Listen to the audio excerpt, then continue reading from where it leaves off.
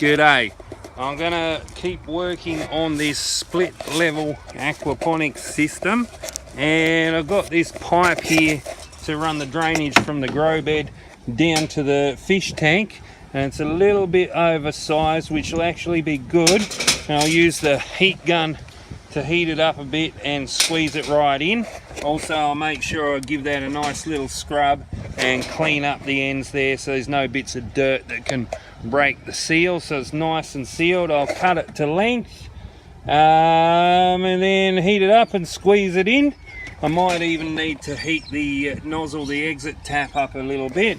We'll see how that goes. Also, I've filled up this grow bed mainly with bricks and rubble and rocks and stuff like that, because it doesn't need to be that deep. And this Hydroton, this expanded clay, it's made in Germany by superheating clay that pops like popcorn, and it goes into these little balls. And it's really expensive. Here in Western Australia it's about $50 for 20 litres. So I'm going to really try and avoid using very much of that, because there's plenty of other garden beds and aquaponic systems that are going to be made over there.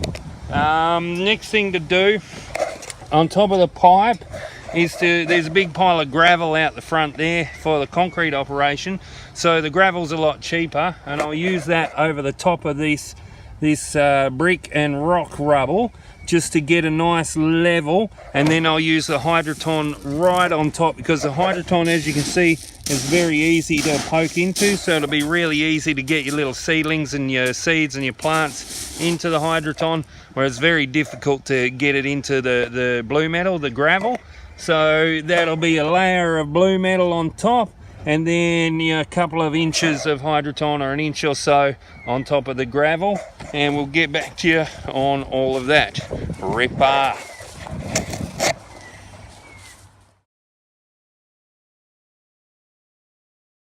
Alright, we've got the gravel on top. It's looking good there.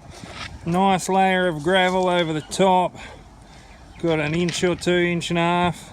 It's fairly level. Also, this pipe has got a bit of an angle there, so when the water comes down, it'll give a bit of a swirl, give a bit of current in the water for the fish to swim against.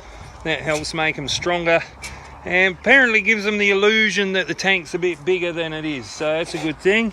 And next we got the beautiful expensive Hydroton, the expanded clay balls, and we'll just get a nice layer on top of that, and it's really nice and smooth and easy to plant in, so that's beaut. Get back to you on that. Ripper. Alright, so that Hydroton's all in.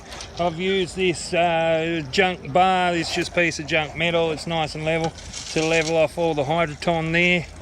And next thing to do, you see the water starting to flow through there, is just basically wash off the rocks there, get any residue, any dust to flush through, start cleaning the system.